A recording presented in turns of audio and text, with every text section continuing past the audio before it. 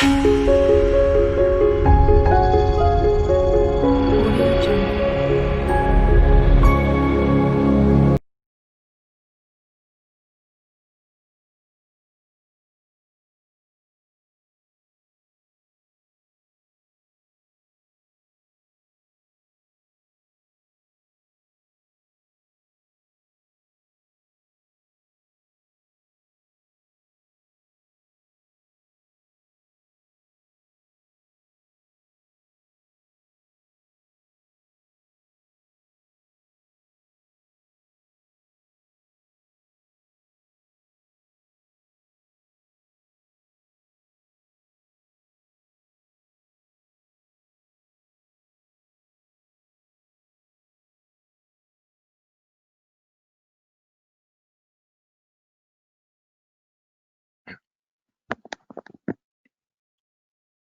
Bom dia. Hoje eu vou falar um pouco para vocês sobre algumas técnicas de otimização dentro do MATLAB. Primeiro, 5 minutos só sobre o que são os métodos de otimização. Métodos de otimização são algoritmos para você buscar mínimo ou máximo de uma função, que nesse contexto a gente chama de função objetiva. É, não é diferente daquilo que todo mundo aqui deve ter visto em alguma das disciplinas de cálculo, de buscar o mínimo de função. Por exemplo, se eu tiver uma função x menos 1 ao quadrado mais 1, eu posso derivar isso igual a zero. Os zeros da derivada são os pontos de mínimo ou de máximo, ou ou de equilíbrio instável, que não tem nesse caso. Resolvo esse sistema, eu descubro que o meu mínimo está no x igual a 1. O problema disso é que isso só funciona no caso mais simplório possível. Não funcionaria numa função muito complicada que resultasse numa equação que eu não consigo resolver de forma analítica como aqui. Também não funcionaria com restrições arbitrárias em cima das minhas soluções possíveis. Então, mas tem algoritmos para se fazer isso de forma numérica. Vou discutir um pouquinho eles aqui. A maioria deles é baseado em gradiente. O que isso significa? Imagina que o seu algoritmo de otimização é um cego e que ele está num terreno, ele sendo cego, ele não está vendo esse terreno é a função objetiva. Mas ele consegue sentir o terreno em volta dele e sentir para onde esse terreno desce e é para lá que ele quer ir. E então ele dá um passinho naquela direção, avalia o terreno de novo, dá mais outro passinho e vai assim por diante. Quando ele sentir que o terreno não está nem subindo nem descendo para lado nenhum, é porque ele chegou não está descendo para lado nenhum, é porque ele chegou num mínimo e é lá onde ele quer estar. E o algoritmo para aí. Se partisse de outro ponto inicial, a princípio poderia chegar no mesmo lugar, passando por outros pontos, mas isso não garante que você vai encontrar o mínimo dos mínimos, o mínimo global. Você pode acabar com o seu cego preso em um mínimo local que não é o mínimo menor possível. Só explicitando como que funciona esse tipo de algoritmo, você tem alguns passos. Você define uma função objetiva que define o seu terreno aqui, seu f de x. Escolhe o seu ponto inicial, de onde o seu cego começa a andar. Define as restrições. A região do x, que pode ser multidimensional, em que é válido encontrar uma solução. E em seguida você roda o seu algoritmo. O algoritmo, a cada passo, vai calcular o gradiente local e vai avançar no sentido que diminui a função objetiva, no sentido de gradiente mais negativo possível.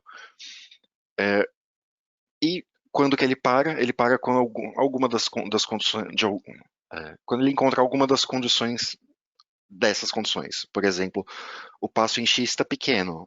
Se eu não estou andando muito para lado nenhum, é porque eu estou perto da minha solução.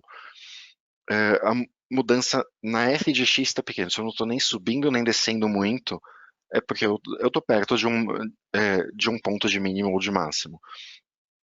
E eu posso estar perto o suficiente. Ou restrição violada. Se eu sair da área que é válido buscar soluções, eu tenho que parar imediatamente. Essa parte de resolver o algoritmo seria bastante complicada de programar na mão, mas para nossa felicidade, muitos matemáticos já quebraram a cabeça com isso. Tem muitos doutorados por aí em formas de resolver isso. E em toda linguagem de programação que você imaginar, você vai ter ferramentas prontas para isso. Você vai ter solvers que fazem isso quase sozinho para você. Você parametriza uma coisa ou outra, mas ele faz a maior parte sozinho. Onde você realmente vai ter trabalho, você tem que saber definir o seu problema. Você tem que saber escrever ele matematicamente, definir a sua função f de x que você quer minimizar, saber escolher um ponto inicial adequado para buscar soluções, saber definir direito as restrições em cima das soluções possíveis. Então, agora eu vou mostrar alguns exemplos de como fazer isso no MATLAB. Os exemplos estão mais ou menos em ordem de dificuldade para ficar o mais didático possível. Primeiro exemplo, otimizar a posição de um painel solar em cima de um telhado. O telhado, supõe que a sua casa já está construída, o seu telhado já tem uma orientação, então o seu telhado não pode ficar muito diferente dessa orientação. Você pode encaixar um suporte para mudar um pouquinho, mas não muito.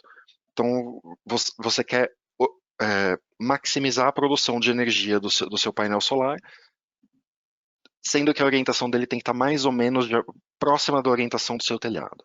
É esse o problema. Então, aqui um script. Primeiro passo é definir uma função objetiva. A função objetiva, como que eu defino ela? Eu escrevo ela como um function handle da minha variável de otimização. Quem é minha variável de otimização aqui? A orientação do meu telhado, que é esse n. Tá, tem que explicar um pouquinho aqui. No caso, minha função objetiva é a energia produzida pelo meu painel solar. A energia produzida por um painel solar é a multiplicação de muitos fatores aqui. Por exemplo, a incidência do Sol por metro quadrado, corrigida pela absorção atmosférica, corrigida pela eficiência do painel solar, vezes o passo de tempo. Eu quero energia em 1 minuto, por exemplo, o meu DT aqui é 60 segundos. E vezes esse fator para dar em quilowatt-hora a minha unidade de energia.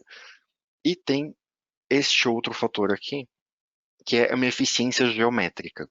Eficiência geométrica que realmente vai depender da direção que está apontado o meu painel solar. Se ele tiver exatamente, com a incidência solar estiver exatamente perpendicular ao meu painel, perpendicular ao painel, que significa paralelo à normal do meu painel. Ele vai produzir o máximo possível de energia. Minha eficiência geométrica vai ser 1 naquele instante. Quando o Sol estiver a 90 graus com a minha placa, ou estiver exatamente perpendicular à normal desse painel, a eficiência geométrica vai ser a pior possível, vai ser 0. Meu painel não vai produzir absolutamente nada nesse momento. E como o Sol se move no céu ao longo do dia, e também a rota dele ao longo do ano muda, eu preciso ter como calcular o caminho dele para minha latitude. Não vou entrar em detalhe nessa função aqui, porque isso aqui não é uma aula de astronomia, basicamente. Mas o que essa função faz é exatamente isso. Ela calcula a rota do Sol a cada dia, minuto a minuto. E guarda isso nessa matrizona tridimensional R. E é isso que está escrito aqui. O que tem que guardar daqui, como escrever essa função. Você tem que necessariamente passar como um function handle de uma única variável, que é a sua variável de otimização. Então, e você tem que escrever a sua função, escrever o que vai fazer sentido para o seu problema aqui, em termos dessa variável. Ela pode ser um vetorzão, pode ser uma matrizona, pode ser multidimensional, mas tem que estar tudo em uma única variável. Dando sequência, como que eu defino as minhas restrições? Nesse caso, são restrições bem simples, é só limite superior e limite inferior. Eu tenho, para esse problema específico, eu tenho um telhado que já tem uma orientação, ele está a 15 graus do norte de direção e com 30 graus de inclinação em relação à horizontal. E o meu painel ele não pode estar muito diferente disso, ele pode estar, eu posso pôr um suporte nele que vai girar ele no máximo 2,5 graus para cima, para a direita ou para a esquerda, para mudar a direção dele, ou no máximo 15 graus para cima ou para baixo, para aumentar ou diminuir a inclinação dele. Então esses são os meus lower bound e upper bound, limite superior e limite inferior. Agora, definidas essas restrições, como que eu resolvo o problema? fmin_con. A fmin_con é a função mais genérica do MATLAB para resolver problemas de otimização envolvendo números reais. Ela vai ser sempre a sua porta de entrada, a sua primeira tentativa. Tem algumas outras funções também, para casos específicos, se você souber que você está naquele caso. Se for um problema geral, é fmin_con. O que você passa para ela? A sua função objetiva, definida aqui no IE. Seu ponto inicial, no caso, o ponto inicial aqui foi definido como a própria orientação do telhado. Certo? Você passa restrições de várias formas. Se vocês olharem na documentação, você pode passar restrições lineares aqui, do tipo desigualdade e do tipo igualdade. Você pode passar lower bounds e upper bounds. Você pode passar uma restrição não linear arbitrária nesse argumento aqui. E você pode passar opções para customizar o seu algoritmo. No caso, a única opção que eu passei aqui foi para ele mostrar tudo o que ele está fazendo. Display, iter detailed. Ele vai mostrar o passo a passo. E chamando isso, ele vai resolver para mim. Resolvido. E ele chegou à conclusão que o meu painel tem que estar orientado a 12,5 graus do norte e a 20,79 graus de inclinação. Um pouquinho diferente do meu telhado. Inclusive, ele chegou no limite do que ele consegue de direção. E ele vai produzir 476 kWh. Porque esse menos aqui é outra coisa que eu acabei deixando passar. Quando você escreve a função objetiva, você sempre vai presumir que você quer minimizar alguma coisa. Mas nesse caso a gente quer maximizar a produção de energia, não quer minimizar. Então você coloca um menos aqui. Por quê? Porque maximizar alguma coisa é equivalente a minimizar menos aquela coisa, certo? Então você coloca o menos aqui, seu resultado vai dar uma energia negativa, mas você sabe disso e é só tirar isso depois, certo? Então, passar para a próxima demo, que também é de fmin_con e também é de como construir função objetiva, só que agora com restrições, uma função objetiva mais complicada e restrições mais complicadas também. Qual que é o problema dessa vez? Dado um campo de vento, por exemplo, ou de corrente marítima, você quer otimizar a rota do seu avião ou do seu navio de alguma forma. Que forma? Pode ser minimizar o tempo dessa rota, pode ser minimizar o gasto de energia dessa rota. Não necessariamente a melhor rota é fazer uma linha reta da sua origem até o seu destino. E mostrar um pouquinho de como fazer isso.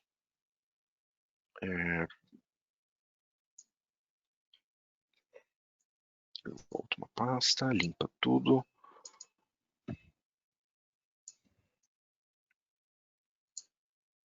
Pode fechar esse. Tá. Esse script tem 3 sessões. Eu não vou entrar em muito detalhe nessa primeira, porque só o que ela faz é gerar um campo de evento aleatório, uma origem e um destino aleatório, e uma sequência de pontos que fazem uma reta entre um e outro. Só a única explicação necessária aqui é como que ele faz isso. Ele cria aqui esses parâmetros, dois gridded interpolantes, dois interpolantes, um para o vento na direção x, um para o vento na direção y. E com esse interpolante eu conseguiria calcular quanto é a intensidade do vento em x e y em qualquer ponto nessa região. Tendo isso aqui, ele também calcula uma origem e um destino aleatórios e os pontos intermediários. E é isso que faz esse primeiro trecho do script. Agora, o segundo trecho aqui. de fato, resolver um problema de otimização. Como que eu vou definir esse problema? Eu vou assumir que o navio ele vai se manter em potência máxima o tempo todo e que nessa potência máxima ele seria capaz de ter uma velocidade v sem vento. V aqui definido arbitrariamente igual a 40. E ele vai ganhar um bônus em cima dessa velocidade ou uma penalidade dependendo da direção do vento. Eu estou partindo dessa premissa. Aqui só alguns parâmetros a mais para o solver, porque esse problema é particularmente difícil, ele precisa de mais iterações do que o default. Então eu aumentei aqui a quantidade máxima o máximo de tempo que ele consegue rodar, que ele deve ficar rodando. Vocês vão perceber que eu não coloquei aqui direto uma função objetiva, eu coloquei ela direto aqui dentro. Cadê ela? Ela está num script à parte, numa função escrita à parte. Por que eu escrevi à parte? Porque ela envolve múltiplas etapas, ela é consideravelmente mais complicada que a anterior. Eu não consigo escrever de forma fácil só escrevendo um function handle com tudo que eu preciso. Além disso, tem mais um complicante aqui. Ela exige parâmetros externos. Que nem eu tinha falado, para escrever uma função objetiva, ela tem que ser função unicamente da minha variável de otimização. Mas se ela precisa de outros parâmetros, como que eu faço? Eu não posso pegar e colocar aqui v, w, wx e wy. Não posso fazer isso de jeito nenhum. Como que eu resolvo? Globais.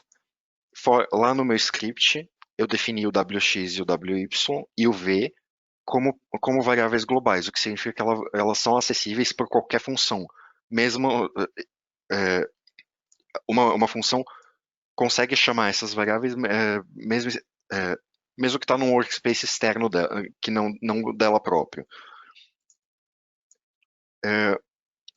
Então, isso é uma forma de você conseguir passar parâmetros a mais para uma função, a mais do que essa restrição de só poder usar a variável de otimização. E aqui um modelinho bem bobo e não muito realista de como calcular o tempo de uma rota. Basicamente, explicando bem superficialmente, ele calcula os vetores de direção entre cada dois pontos da rota, calcula os pontos intermediários entre cada dois pontos também. Em cima desses pontos intermediários, ele calcula o vento em XY, calcula quanto seria o bônus de vento, de uma forma bem não realista, isso aqui, mas que reproduz o comportamento esperado. Quando o vento estiver paralelo à sua direção, você ganha um pouco de velocidade pelo vento. Se ele estiver em paralelo, só que contra, você ganha uma penalidade. Se ele estiver perpendicular, ele não te afeta. E em seguida, e por último, calcula o tempo. Tempo igual espaço dividido por velocidade, velocidade igual a base mais o bônus, e isso sobre cada trecho. E você soma todos os trechos, você tem o total da sua rota, certo? Voltando aqui no problema de otimização. Os meus pontos iniciais são a reta da origem até o destino, certo? Eu não coloquei restrições lineares nenhuma, nem upper bound e lower bound. Eu coloquei uma restrição não linear, arbitrária e bastante complexa. Vou mostrar ela agora. Como que se escreve uma restrição arbitrária para um problema de otimização? De novo, ela também é uma função que você escreve, uma função que tem que ter como única entrada a sua variável de otimização, no seu caso, no caso aqui, a sua lista de pontos que define a sua rota, e ela tem que ter necessariamente duas saídas. Na documentação ele chama de C e CEC, então mantive a nomenclatura aqui. O que é cada uma? A primeira, a C, é a sua restrição de desigualdade. O seu otimizador vai fazer de tudo para manter C menor do que zero. Ponto. E seja lá o que você colocar em C. E ele também vai fazer de tudo para o seu CEC ser exatamente igual a zero, seja lá o que você colocar aqui dentro do SEEC, que é a sua restrição de igualdade. E quais são as restrições que eu tenho sobre esse problema? Primeira restrição, mais simples de todas, meu ponto inicial e ponto final são fixos. Se eu não colocar essa restrição, ele vai pegar aquele caminho e vai jogar em qualquer lugar que dê o mínimo de tempo possível. Provavelmente o que ele vai fazer é pegar todos os pontos, jogar em cima de um único ponto. Esse ponto pode estar em qualquer lugar e minha solução não vai fazer o menor sentido. Então eu tenho que prender o ponto inicial e o ponto final na origem e destino. Então aqui, ponto inicial, o primeiro ponto da minha lista, menos a origem, a distância entre os dois. Isso eu vou colocar no SEC, que é para ele manter igual a zero, manter o P1 igual a origem.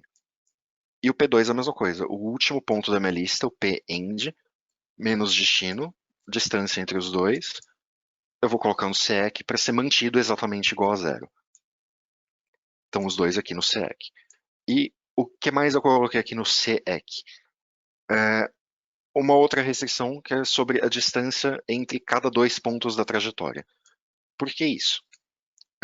Se eu não colocar essa restrição, ele pode chegar numa solução do tipo: coloca todos os pontos, exceto um ponto, em cima da origem, e o último ponto no destino. Na prática, isso não é uma solução. Isso é uma aproximação extremamente grosseira que não calcula nada de relevante. Então, para que ele mantenha uma curva suave do destino, da origem até o destino, eu vou forçar ele que a distância entre cada dois pontos seja sempre igual. Então, aqui, distância entre cada dois pontos, diferença entre eles, soma dos quadrados, todos eles têm que ser iguais. Então, todos eles têm que ser iguais a, por exemplo, a distância entre o 1 e o 2, o D1. Então, eu coloco todas essas distâncias também no SEC. Ele vai tentar manter todas essas diferenças em zero. Agora, bom, explicado, ele só roda, o resto é plot. Não, só para ele leva aqui uns 30 segundos, 40 para rodar, porque esse é um problema um pouquinho mais complexo. Ele tem uma lista de 30 pontos com x e y, então são 60 variáveis no meu problema de otimização. É consideravelmente mais pesado do que o de painel solar anterior, que era só dois números, uma inclinação e uma direção e uma inclinação.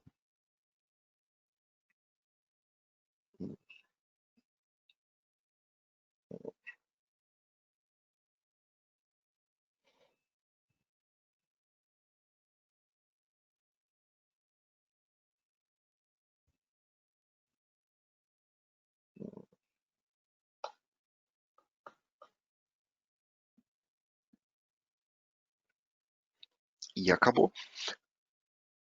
E aqui, se olhar um pouco para essa solução, vai ver que ela faz um certo sentido.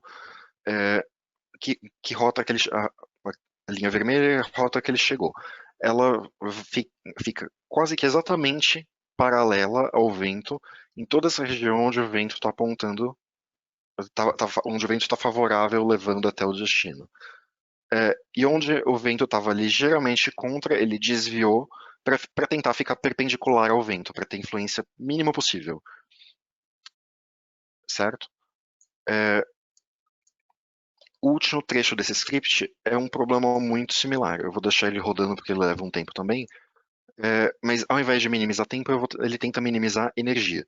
Ele assume coisas diferentes. Ele parte de outra premissa. Ele vai assumir que o navio ele vai ficar com potência suficiente, nem mais nem menos, para manter a velocidade constante igual a V.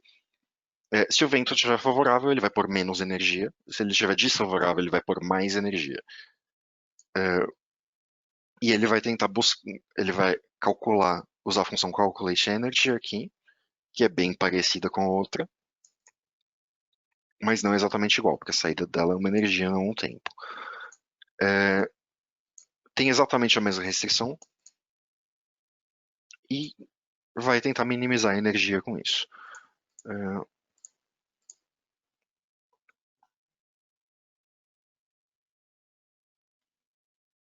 E minimiza a energia aqui. E vocês veem que a rota é parecida, mas não é a mesma.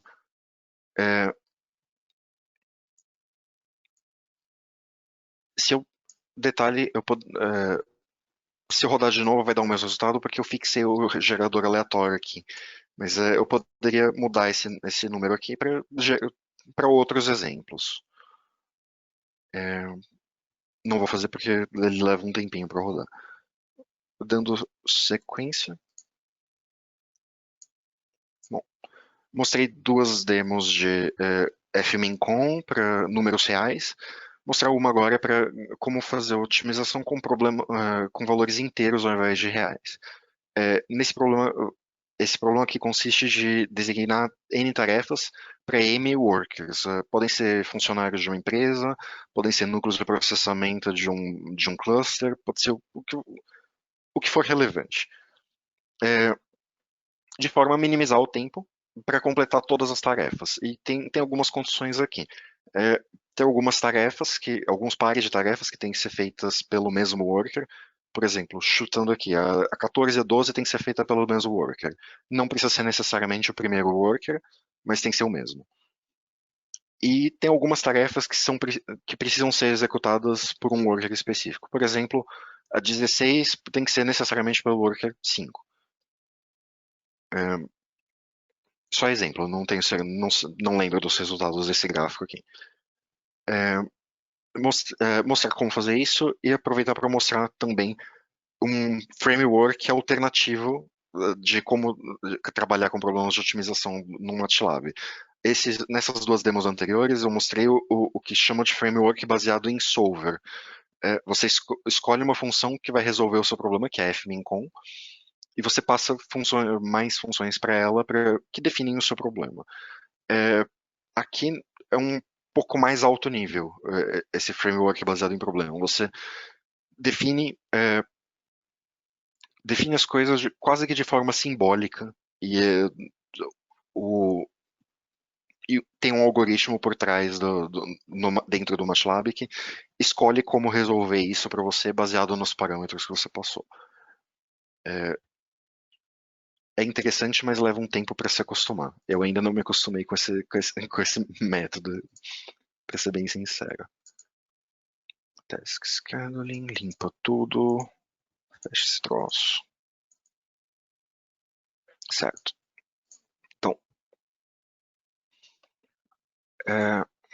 aqui no começo só definindo alguns valores que precisam dentro do problema. Então, por exemplo, tá, por aqui é melhor. No meu problema eu vou ter 6 workers e 30 tarefas. Eu vou gerar aleatoriamente uma matriz T que vai me dizer quanto tempo cada worker levaria para fazer cada tarefa. E também vou gerar aleatoriamente as dependências, os pares de tarefas que têm que ser feitos juntos e quais tarefas têm que ser feitas por um worker específico. Então, e como que está organizado isso? Aqui, dependencies. Por exemplo, a tarefa 20 e a tarefa 24 tem que ser feitas pelo mesmo worker. A 4 e a 14 também pelo mesmo worker. E aqui no specifics, a 28 tem que ser feita necessariamente pelo worker 3. E a 30 necessariamente pelo 5. Assim por diante. Ok, como que eu transformo isso num problema de otimização agora? Primeiro de tudo, eu vou definir o que é a minha variável de otimização. Minha variável de otimização eu vou chamar de tfinish. Eu vou dizer que ela é uma variável de otimização com a função optimvar e que ela tem tamanho 1. Ponto. Isso é quase uma declaração de variável. E eu vou iniciar o meu problema de otimização com option problem. Option problem vai criar um objeto problema de otimização para mim, cuja função objetiva é tfinish. Eu quero minimizar o tempo de término de todas as tarefas. repara que eu não defini nada ainda. Eu não escrevi como que se calcula o t-finish ainda. Em seguida, eu vou brincar um pouquinho com essas variáveis. Por exemplo, criar uma variável assignment, que também é uma variável de um problema de otimização. Qual é o nome dela? É assignment. Qual é o tamanho dela? O mesmo de t. Porque o que essa variável vai conter? Ela vai conter zeros e uns, dependendo de qual tarefa foi designada a qual worker. O tamanho de t é 6 por 30. São 6 workers por 30 tarefas. Então a assignment também é isso. Qual é o tipo dela? Se ela só tem zeros e uns, ela tem que ser inteira. Ela não pode ser real. Então, tipo integer, limites, se ela só pode ser 0 e 1, limite dela, o lower bound é 0, o upper bound é 1. Variável binária, certo? Eu não defini nada disso na tfinish. Então ele está assumindo que tfinish é um número real ilimitado, certo? E como que eu defino como que eu começo a definir constraints agora? Constraints é restrições. O meu objeto problema de otimização tem uma propriedade constraints e dentro dela eu coloco o que eu quiser de restrição sobre o meu problema. Então, por exemplo, restrição número 1. Soma de assignments na direção 2 é igual a 1. O que significa isso? Cada tarefa só pode ser designada para um worker. Então, cada linha da minha matriz assignment, certo? Cada linha da minha matriz assignment só pode ter um número 1 e o resto tem que ser 0. Logo, a soma da linha tem que ser 1. Essa é a minha primeira restrição mais básica do problema. Outra coisa importante, como que eu calculo o t-finish? O t-finish é o maior tempo de trabalho entre todos os workers, certo? Então, primeiro de tudo, eu tenho que calcular o tempo de trabalho de cada um. O tempo de trabalho de cada um é a soma de assignment vezes o tempo que cada worker leva. Onde o assignment for 0, o tempo vai ser irrelevante. Onde o assignment for 1, ele conta aquele tempo. Então, fazendo essa soma, eu tenho o tempo de cada worker para realizar todas as tarefas que foram designadas a ele.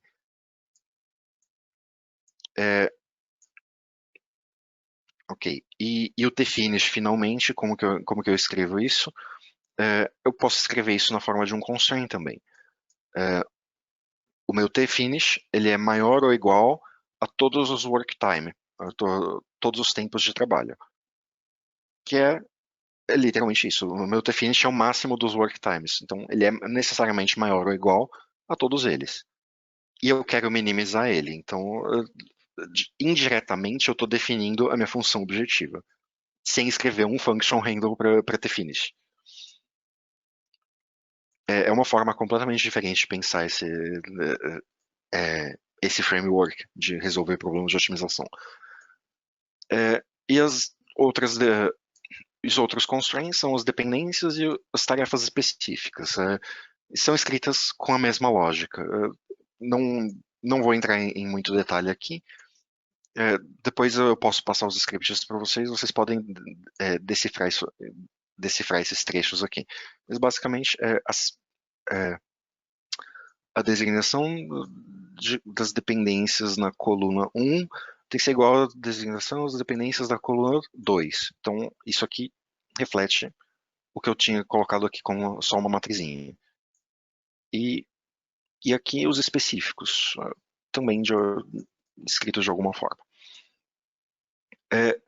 Definidas todas as restrições, eu posso resolver chamando solve, simplesmente. Resolve o meu problema aí. É isso que está escrito nessa linha. Então, ocupado, solvente limprog, resolvendo. Ó, repara aqui, resolvendo o problema usando int.limprog. Int.limprog é uma das funções de otimização se você fosse trabalhar isso no método baseado em solver, ao invés de baseado em definição de problema. Ele, olhando para as variáveis do jeito que eu defini, ele já concluiu que ele deve usar int.limprog. Se eu tivesse colocado só variáveis reais, por exemplo, talvez ele tivesse chegado à conclusão que era melhor usar fmincon. Aqui ele resolvendo, e aqui a solução dele. A solução dele inclui todas as minhas variáveis de otimização que eu tinha definido lá. A variável assignment, 30 por 6, com zeros e uns, e o tfinish, que é o tempo máximo de trabalho. E eu posso plotar. O fim aqui é só um plot da solução. Plot da solução aqui. Só checar que ele está respeitando as restrições impostas. A 20 com a 24 no mesmo. Cadê 20 com 24 no mesmo worker? 4 com 14, 4 com 14. Certo? Algumas das específicas. 28 com 3, 28 no worker 3, certo?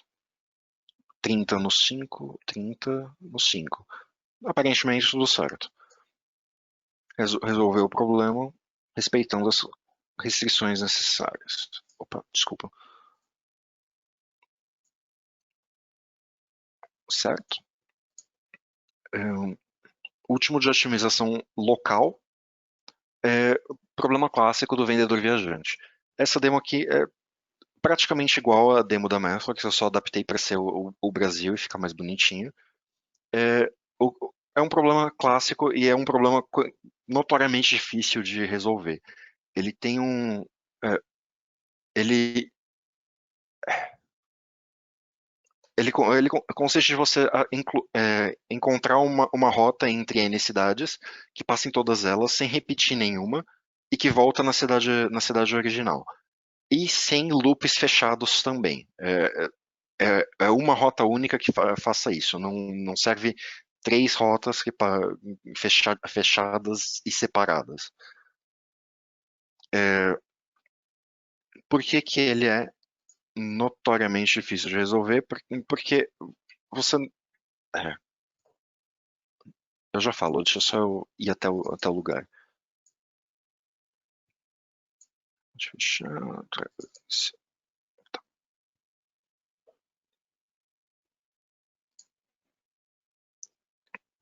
Ele é bastante complicado de resolver porque ele tende a produzir soluções cheias de subcaminhos fechados. Por exemplo, aqui. Assim que ele chegar aqui, ele já vai mostrar. Bom, ele está mostrando já. Ele tende a produzir soluções dessa forma, se você não impuser restrições nenhuma restrição. E como que você imporia restrições nisso? Você teria que proibir todas as possibilidades de loops fechados com essa cara. Isso é bastante inviável. A quantidade de possíveis loops fechados que resolvem o problema de forma insatisfatória é enorme. E como que se faz para chegar numa solução adequada? Se faz uma solução iterativa. Você resolve uma vez, ele chegou numa solução com essa cara que não serve. Bom, eu proíbo essa solução específica e resolvo de novo. E ele vai chegar numa outra solução que também tem vários subcaminhos, digamos assim. Por exemplo, aqui, eu tenho um aqui com um grandão aqui. Mas ele tende a chegar cada vez menos nesse tipo de solução. E aí eu proíbo de novo essa solução específica e resolvo de novo.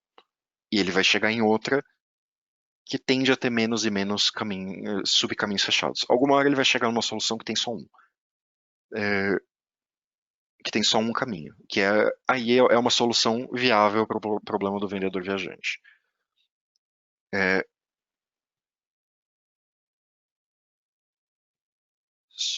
Alguém perguntando se vai ser disponibilizado? Sim, eu vou disponibilizar tudo.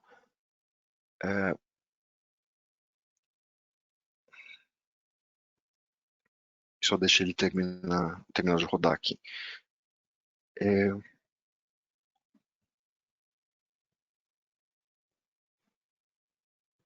tá. Enquanto isso, só olhando um pouquinho o painel de perguntas aqui, tem alguém perguntando se no MATLAB tem como fazer otimização com funções complexas.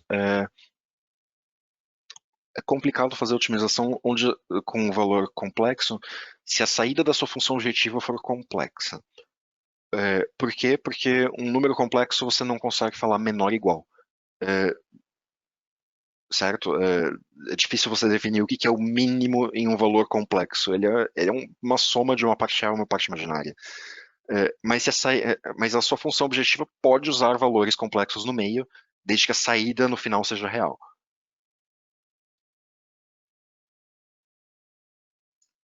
Como que ele está indo? Tá, subcontornos 2. Ainda, ainda tá em 2. Bom, já já ele chega numa solução viável.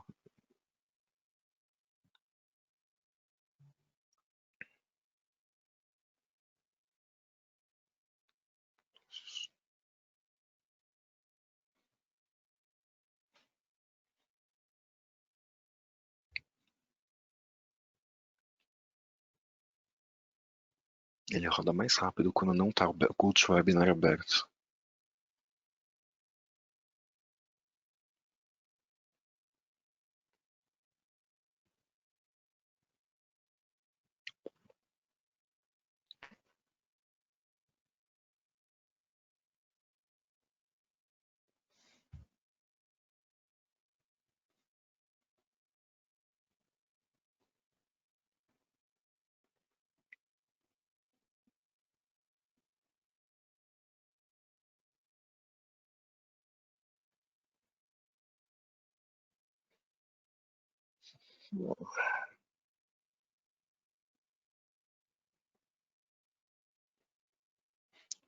Bom, acho que eu posso ir explicando o seguinte, já já eu volto. É, eu tinha falado, até agora eu falei de otimização local, que são métodos baseados em gradiente. Mas e otimização global? E se eu não estou contente de simplesmente chegar em um mínimo qualquer? Eu quero chegar especificamente no melhor mínimo possível. Tem métodos de otimização global também. O mais simples de todos é o multistart, o nome já sugere o que ele é. Ele vai pegar fmin.com e vai rodar começando de muitos e muitos pontos possíveis. Então, algum dos pontos vai chegar num mínimo global. Ou pelo menos ele espera isso. Já os outros não. Os outros são métodos que não são baseados em gradiente. Geralmente são ou é algum algoritmo estocástico, ou então é alguma regra que matematicamente tende a convergir para uma solução estável. E essa solução tende a ser o mínimo global do seu, da sua função. Cada um tem um princípio de funcionamento completamente diferente do outro. Então, eu vou explicar só um, que é o algoritmo genético. O algoritmo genético, como que ele funciona? Você começa com uma população inicial de candidatos à solução. Você não vai ter um x0 inicial. Você vai ter muitos x iniciais, o x1, x2, x3, xn. Cada um é um vetorzão com as suas variáveis de otimização, e cada um é um possível candidato a ser a solução ótima. Ele é um candidato. Como que eu sei se ele é bom ou não? Eu aplico a fitness function em cima dele. Fitness function é a função objetiva, só que no contexto de algoritmo genético ele chama de fitness function. Aplico a função em cima dele e ranqueio quem se saiu melhor, quem se saiu pior. Os melhores, os que tiveram a menor fitness function, os piores, os que tiveram maior fitness function. E o que eu faço com isso? Eu mato os piores, eu reproduzo os melhores para cruzamento, que é outro processo aleatório, e nota que uma vez criados eles por cruzamento, eles são indivíduos novos, eu não sei em que posição no ranking eles vão estar, e em seguida eu aplico uma mutação em cima de todos os indivíduos. Eu faço pequenas alterações dentro das variáveis de otimização que estão dentro dele. Uma vez feita a modificação, agora eu não sei nenhum deles em que ranking ele tá. No entanto, eu espero que, é, ao fazer essa iteração, eu tenha chegado um pouquinho mais perto de uma solução ótima. Por quê? Porque eu eliminei os piores e eu estou reproduzindo a partir dos melhores. É muito similar à evolução. Inclusive, a evolução inspira esse tipo de algoritmo. É, então, um resumo do que depende o algoritmo genético, ele depende muito, muito fortemente dessas três funções, desses três processos aleatórios que você tem que definir. Uma geração da população inicial, aleatória. O método de cruzamento dos indivíduos da elite, outro processo aleatório. O método de mutação de todos os indivíduos, outro processo aleatório. E também tem um monte de hiperparâmetros. Tem a quantidade de indivíduos da sua população, quantidade de mortos por geração, quantidade da elite da sua geração, o número de gerações sem melhora que você tolera, que vai definir o seu critério de parada. Tem um fator de escala também, que vai definir é, é, quanto que a sua população vai ter de mutação de uma geração para outra, e se essa quantidade de mutação vai aumentar ou diminuir de uma geração para outra. Geralmente se coloca isso para ir diminuindo, porque assim você converge para uma solução. Mas às vezes é interessante deixar ele simplesmente continuar mutando indefinidamente. Só voltar para ver se ele resolveu aqui. Resolveu. Ele terminou de resolver. A hora que eu dei Alt Tab para explicar o algoritmo genético, ele ainda fez mais duas iterações e chegou aqui numa solução com um único laço envolvendo todas as cidades. Ele tem que partir de Cascavel, ir para São Francisco, Santa Rosa, blá, blá, blá, blá. Enfim, está aqui a solução. E ele também tem uma métrica de qualidade para ter uma noção se isso está perto ou não de ser uma solução ótima. Esse absolute gap aqui, se ele for zero, é porque dá para confiar que isso está perto de ser uma solução ótima para o problema. Certo? Vocês podem olhar em detalhe isso depois, eu vou passar o script para vocês. E essa demo está muito, muito parecida também com a própria demo da Metaphor, se eu partir dela. Agora, a demo de otimização com algoritmo genético, eu vou usar para otimização de portfólio. É um problema comum em finanças. Geralmente não se usa algoritmo genético. O algoritmo genético é usar canhão para matar mosquito nesse problema, mas é só para demonstrar o algoritmo genético. Do que consiste esse problema? Você tem que definir que fração do seu dinheiro você vai investir em quais ações dentro de N ações possíveis. Respeitando alguns limites que você pode impor de forma arbitrária. Resolver ele com FMINCOM bem rápido e depois resolver com o algoritmo genético só para mostrar a diferença. Fecha vocês. Portfólio. FMINCOM e GA. Com FMINCOM, não vou nem explicar, porque já falei bastante de FMINCOM. Métrica qual é a minha função objetiva? É uma métrica de risco e retorno aqui, que chama Sharpe Ratio. Ponto inicial, investir quantidades iguais em todas as frações, em todas as ações possíveis. Essa lista de ações tem, se eu não me engano, 460 ações diferentes, alguma coisa assim. Chama FMINCOM para resolver, com algumas restrições. Quais são as minhas restrições? Todos os pesos são positivos, eu não tenho como investir uma fração negativa do meu dinheiro em alguma coisa. Eu quero pôr no máximo 40% em alguma ação específica, porque não é bom colocar todo o seu dinheiro numa ação só. E a soma dos pesos tem que ser 1. Eu não tenho como investir mais do que 100% do meu dinheiro, certo? Essas são as únicas restrições e elas estão escritas aqui, na forma de restrição linear e lower e upper bound, certo? qual solução que ele chegou. Que ele não está mostrando tudo, mas tudo bem.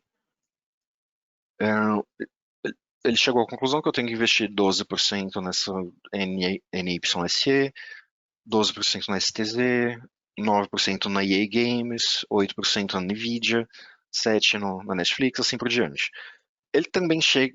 Essa solução é menos elegante do que ela parece, porque ela vai chegar à conclusão também que eu tenho que investir 0,001 do meu dinheiro, que é 0,1% do meu dinheiro, na BSX. E essa tabela está cortada, ela continua com todas as ações aqui. Vai ter ação que eu vou ter que investir 0,001% do meu dinheiro se eu for satisfazer essa solução. Isso não é nem um pouco prático. Eu quero alguma coisa que dê zeros verdadeiros em algum, na maioria das ações e que me dê um número restrito de ações para investir o dinheiro. O algoritmo genético pode fazer isso. Mesmo funciona até aqui funciona exatamente igual. É exatamente a mesma função objetiva, exatamente as mesmas restrições lineares e não lineares. O que muda é aqui as opções do algoritmo.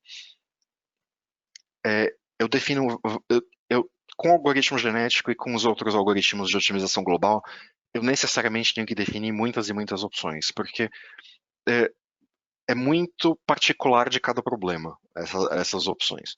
Por exemplo, aqui eu estou definindo o máximo de gerações, tamanho da população, o número máximo de gerações sem melhora, indivíduos de elite, e eu também estou definindo as funções dos meus processos aleatórios que dirigem o algoritmo genético.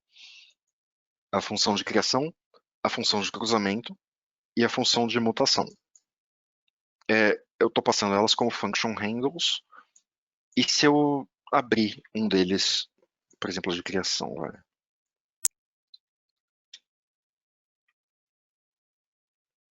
Ops, eu esqueci de botar isso aqui no Pegas. Certo.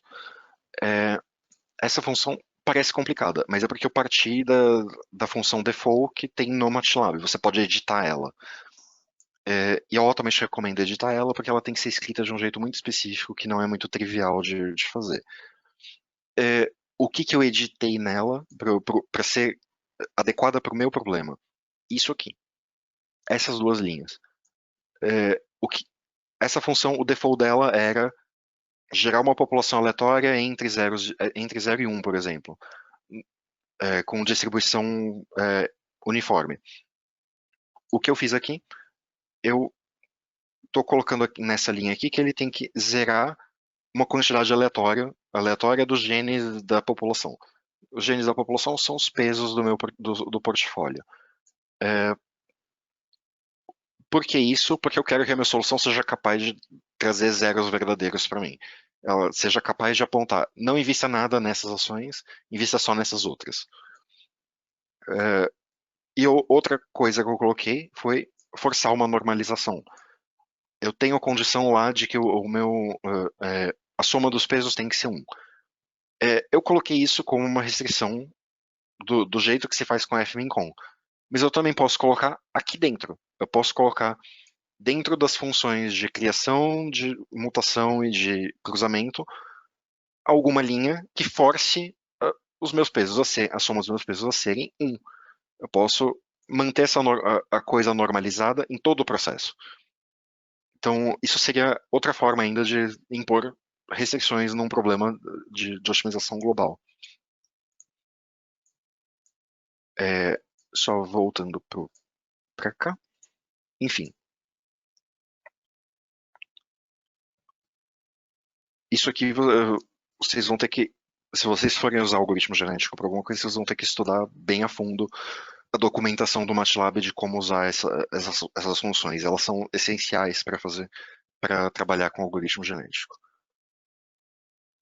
E definidas essas funções, você só chama GA, que é algoritmo genético, com a sua função objetiva, número de variáveis, restrições, restrições, restrições, e as opções onde você definiu todas essas funções que guiam o algoritmo. Mostrar ele resolvendo. Eu não vou deixar chegar no final porque ele demora bastante, tá? Ainda mais com o Ghost Webinar aberto. Mas vocês podem ver ele já melhorando, ele melhorando aos poucos aqui. Ele começa com uma função aqui menos 0,9 e vai indo, já está em menos 14. Se eu não me engano, ele chega em menos 0,16 alguma coisa. Mas leva aí umas 500 gerações, não vale a pena deixar rodando. Eu tenho, se eu não me engano, um resultado pronto aqui, certo? É port, né? É port. Esse foi um resultado de algoritmo genético. Ele fica parecido, mas levemente diferente do resultado obtido pela FMINCOM.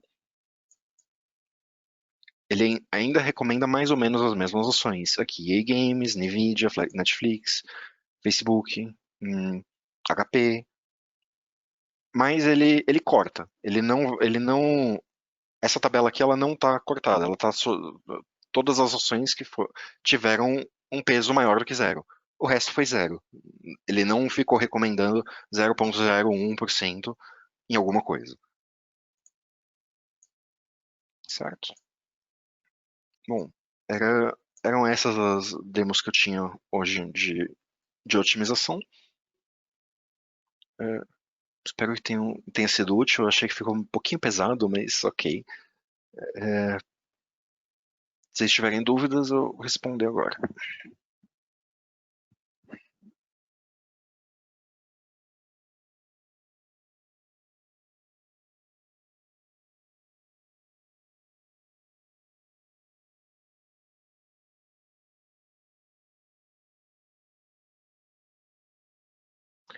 Hum, Paulo perguntando se é possível chamar um solver externo.exe dentro do MATLAB.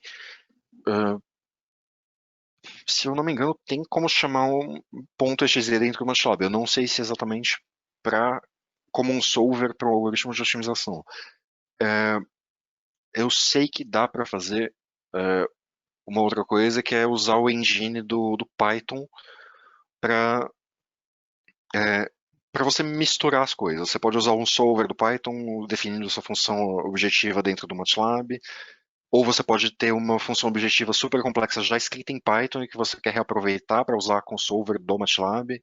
Você pode fazer a salada que você quiser. Você consegue misturar as duas linguagens. Com executável, honestamente eu nunca vi, mas deve ser possível sim, porque eu sei que é possível chamar um executável dentro do MATLAB. Não-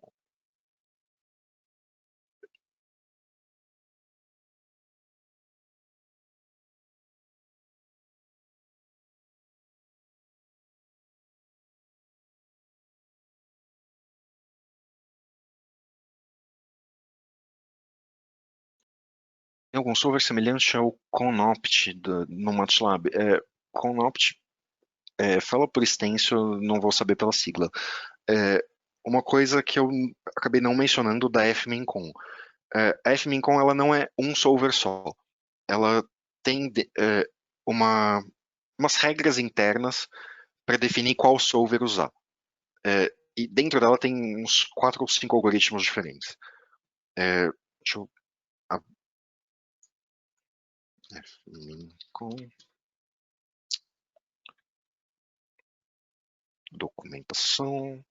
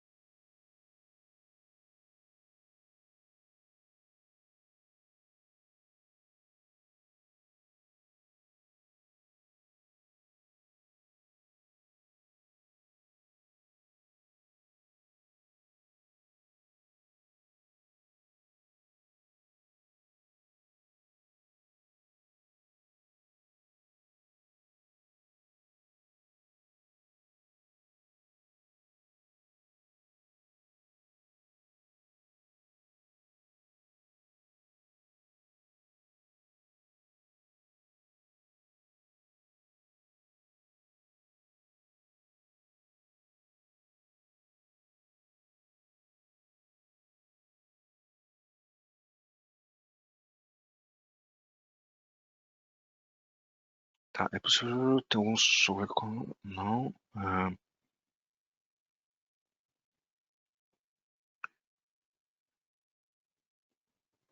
Tá, Marcelo perguntando, no problema de definir rota de navio, o perfil do vento é estático.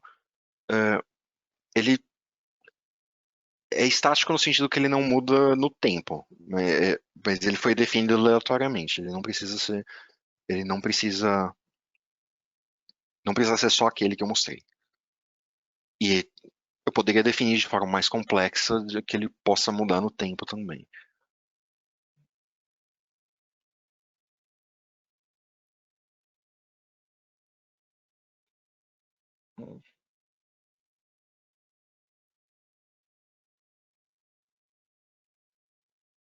É, Joelinton, você tem algum guia prático sobre algoritmos heurísticos que seja acessível?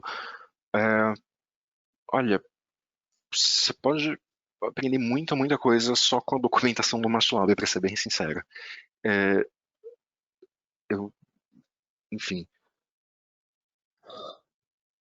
não me vem nenhum guia explícito em mente. Eu posso até procurar, mas eu acho a documentação do MATLAB bastante rica nisso. Tem exemplos de tudo que você possa imaginar de forma bastante didática.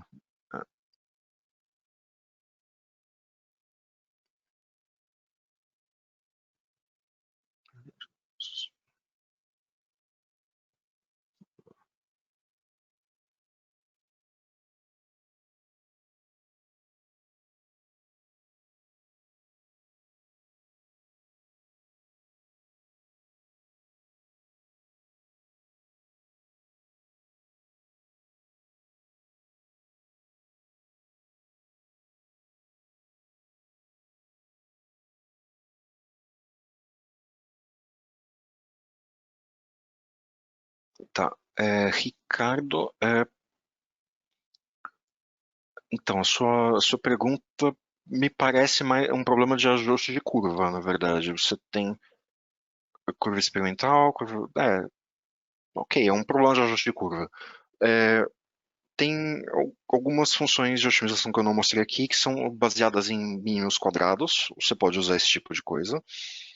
É, a- o método de escrever é muito similar ao da fmincom, por exemplo. Você escreve uma função objetiva, ele vai minimizar, só que não minimizar a função direto, ele vai minimizar dentro do conceito de mínimos quadrados, fazer a diferença da função para os dados, soma tira os quadrados, soma isso e minimiza essa quantidade. É, além disso, você consegue fazer também por machine learning. Os algoritmos de machine learning para regressão são essencialmente isso. Eles são, por trás, ele tem um algoritmo de otimização que minimiza erros, erro da curva ajustada em relação aos dados experimentais. Você pode usar também. Algoritmos de machine learning seria até mais fácil para esse tipo de coisa. E ele também acaba tendo digamos assim, um framework para você conseguir validar ele depois. Avaliar a qualidade das predições dele, avaliar a quantidade de erros, etc.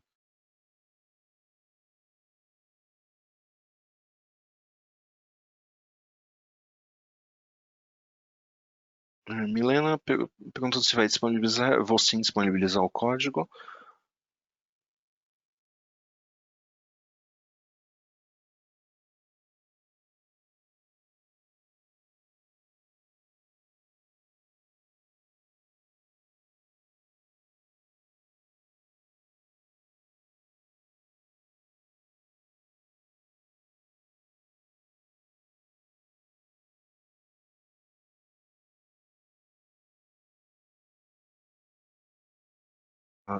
Ricardo perguntando se é fácil de usar machine learning.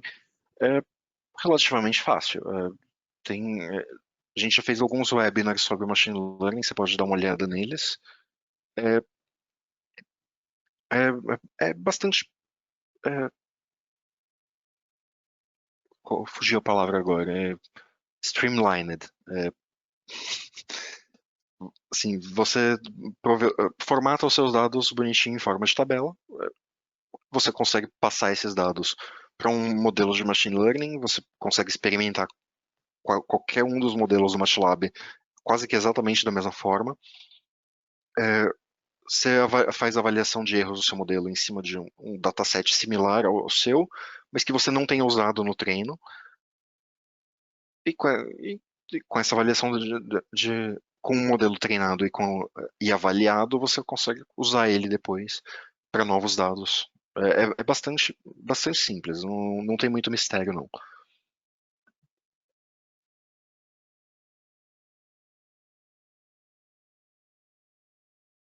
Eu pulei alguma pergunta. Ah, Dirceu, o solver contempla um método lagrangiano aumentado como função de otimização? Hum, tá, isso tá indo a fundo demais para o meu conhecimento de como esses solvers funcionam. É, eu sei que eles têm. Deixa eu repetir.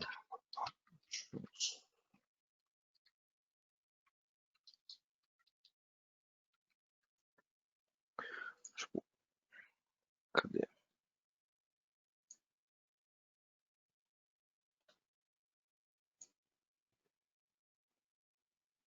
Hessian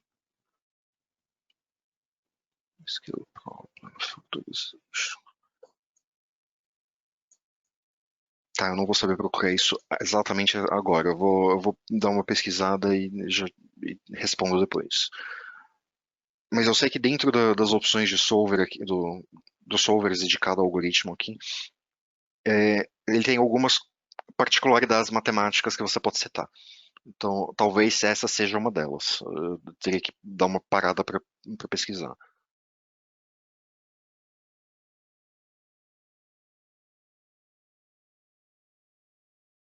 Lauro, se a gente tem um curso sobre métodos de otimização, a gente oferece treinamento nos toolboxes de otimização e otimização global do MATLAB. É, São treinamentos, acho que se eu não me engano, de 2 dias, mas eu posso estar enganado. E podem ser online.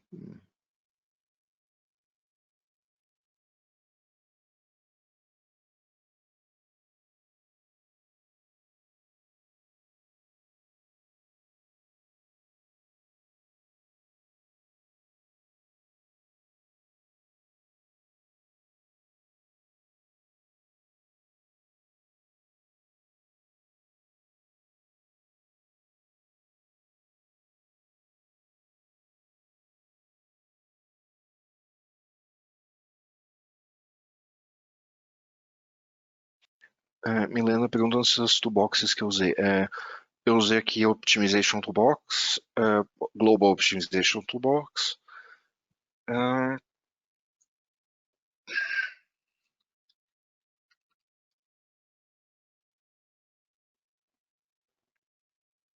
não, isso aqui é coisa anterior que eu estava fazendo. Não usei nem Financial, nem Database. Quer dizer, tá. Foi o Global Optimization e Optimization.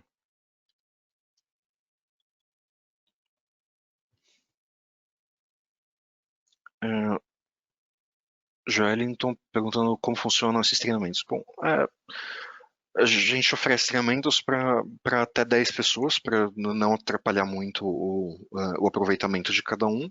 Para o treinamento, a gente dá trials para quem for assistir o treinamento. É, Bom, durante o treinamento a gente usou o material da Methworks que é direcionado para isso e que tem também exercícios. A gente faz alguns durante o treinamento, expõe o conteúdo e depois o exercício, e ainda fica uma boa quantidade de exercícios que vocês podem fazer depois para adquirir prática, porque 2 dias, sinceramente, é suficiente para você ver que existe, é suficiente para você pegar uma ideia de como se faz, mas não é suficiente para você pegar a prática. Então,